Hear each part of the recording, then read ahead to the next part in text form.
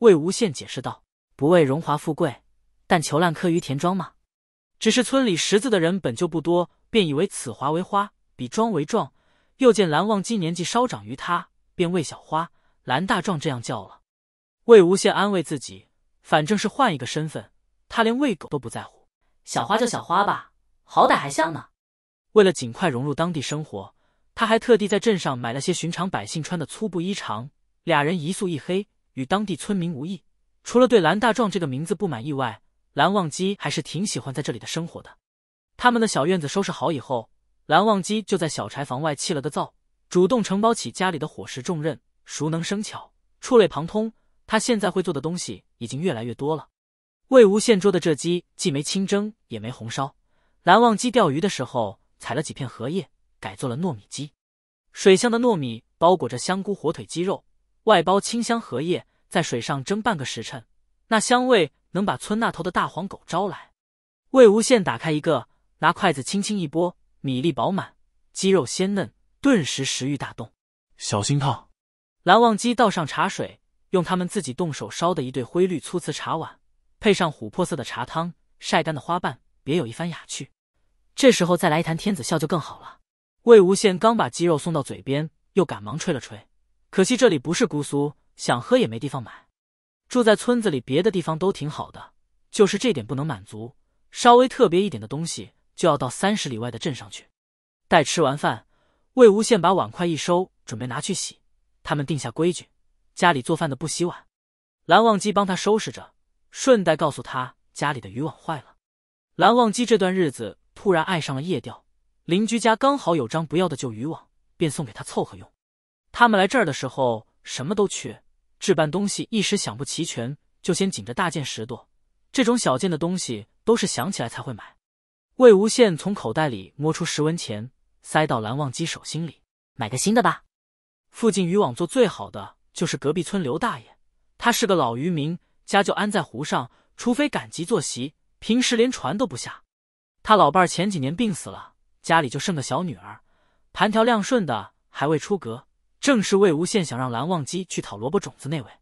要说这刘姑娘和他们的邻居也有点关系，他们邻居住着一对老夫老妻，但是关系不怎么好，几乎天天吵架，每次饭点隔壁都跟敲锣打鼓似的。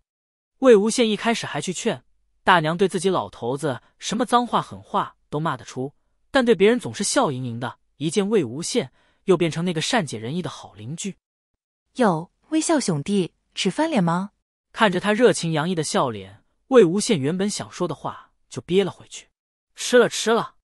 大娘在他们盖房期间主动来给他们送过水，见他们什么都没有，还把不怎么用的家具送给他们，那个渔网就是那时候给的。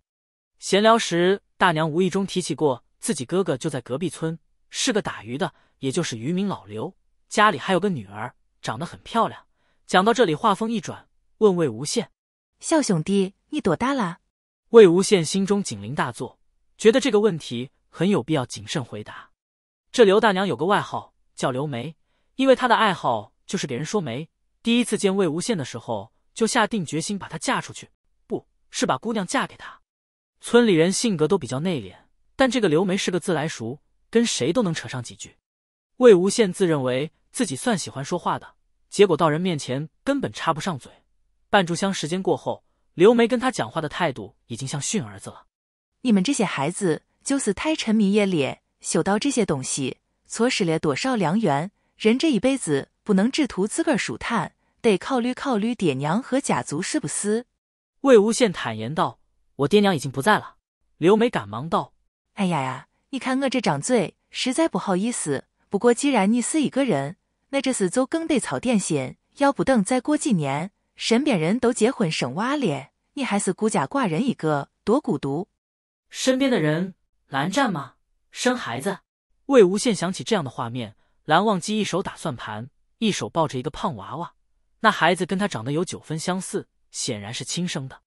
过了一会儿，小孩突然哭了起来，蓝忘机面无表情地哄着他，说道：“饿了，再等会儿你阿娘就回来了。”这时候他背着锄头迈进了门，嘴里吆喝着：“蓝湛，我回来了。”靠，这是什么诡异画面？魏无羡拼命摇头。魏无羡想起蓝忘机拒绝刘姑娘时的说辞，很想骗她说自己也有家室了，可他要是真这么说了，刘梅就会跟他聊生孩子的事，孩子有了又会聊孩子以后在哪家求学，师承于谁比较好，这些聊完了，就轮到给孩子说媒了，由此完成一个大轮回。本来刘梅是打算把刘姑娘介绍给魏无羡的，可天不遂人愿，这刘大侄女来看她姑姑，恰巧碰上了蓝忘机。当时他们还在盖房子，蓝忘机给屋顶装完瓦，正从房梁上跳下来，一般人这就撞上了，可蓝忘机是谁啊？逢乱必出为民除害的韩光俊，这种误伤百姓的事绝不能有。只见他脚尖在墙沿上一点，空中半翻，轻轻松松落在一旁。姑娘哪见过这阵仗，当时就吓了一跳。蓝忘机礼貌地问：没事吧？姑娘抬眼一看，好一个俊生的小郎君，俊美朗目，鼻梁高挺，浑身白衣飘飘，谪仙似的。小姑娘瞬间从脸红到脖子根。简而言之，后来这送水的人就从刘梅变成刘姑娘了。蓝忘机显然不大想去见那个刘姑娘，拿着钱在手里轻轻攥着，嘴角都耷拉下来。魏无羡心觉好笑，他之前只知道蓝忘机不喜欢和人打交道，第一次见蓝忘机这么怕见谁的，上去安慰地拍了拍他肩膀，让他早去早回，小银鱼吐完沙就该炸了。蓝忘机这才不情愿地出发了。洗完碗后，魏无羡打算把房顶晒的咸菜收一收，转身发现自家门口站着一个小孩。这小孩他是认识的，准确地说，这村里的小孩都认识魏无羡。他这人没架子，懂得又多，每次从山上下来，兜里都装着各种好吃的。小孩不如大人那般慢热，见过3-5次就和魏无羡熟了。又听说他会使剑，还杀过妖魔鬼怪，顿时心生敬畏。现在几乎是为魏无羡马首是瞻。你在这儿干嘛呢？一个人？魏无羡走过去，在他面前蹲了下来。小男孩手指扣着木桩，语气有点蔫蔫的。村头做了个好奇怪的人，我害怕。魏无羡揉揉他的脑袋，每个村都会有个傻子，别怕。他站起身，刚准备回屋去找找有没有剩下的小零食可以给小孩吃，耳边突然传来一个无比熟悉的声音：魏无羡！魏无羡吓得一激灵，猛地回头，然后他看到一抹熟悉的不能再熟悉的身影。江城湖面静悄悄的，岸边停着一艘渔船，长长的桅杆，洗得发白的帷帐，船沿挂着4-5个鱼龙，一只水鸟停在船头，正用嘴梳理着羽毛。船上没有人，蓝忘机确定自己这是白跑了一趟。蓝哥！蓝忘机回头，见刘姑娘朝他一路小跑过来，她穿着青绿色的衣裳，脸蛋红扑扑的，在距离他4-5步的时候停了下来。你怎么到这儿来了？少女绵软清脆的声音跟黄鹂似的，带着几分雀跃。蓝忘机诚实的答道：买渔网。刘姑娘哦了一声，又招手道：我爹帮别人家修房子，一会儿就回来，你先到船上坐坐。蓝忘机微微皱了皱眉，思考了一下：不用，我下次再来。说完便要走。哎，等等！刘姑娘走上前，一把抓住他。蓝忘机站住了。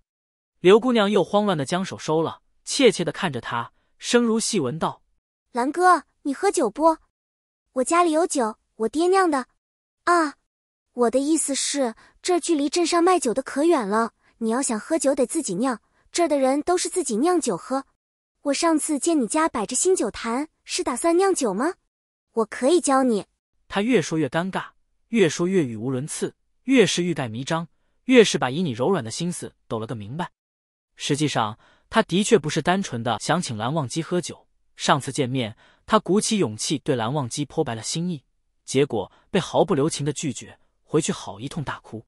刘姑娘在他们村也是远近闻名的一枝花，无数小伙为这朵花绞尽脑汁求而不得，直到被蓝忘机摘走芳心。可谁曾想，竟是落花有意，流水无情。他姑姑刘梅劝他，宝那么轻易就放弃。他抽噎着说：不可能了，他都说他有家室了。刘梅啧了一声：哎，这铁定是糊弄你呢。你瞧他们兄弟仨，一个比一个年轻，哪像有家室的样子。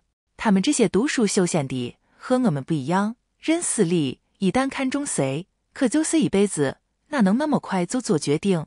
见刘姑娘将信将疑，刘梅又添油加醋：你想跟他好还不容易，尤其像这种没开荤的，最好办咧。你爹不是酿有每个路写人参酒，你给他灌几杯，拉着人聊，再想办法留他过夜，等夜深了，把衣服一把往他被窝里一钻，这是准成。这……刘姑娘脸一下子红了。刘梅道：怎么，他还能提上裤子不认人？蓝忘机倒不会提上裤子不认人，只是他不喝酒。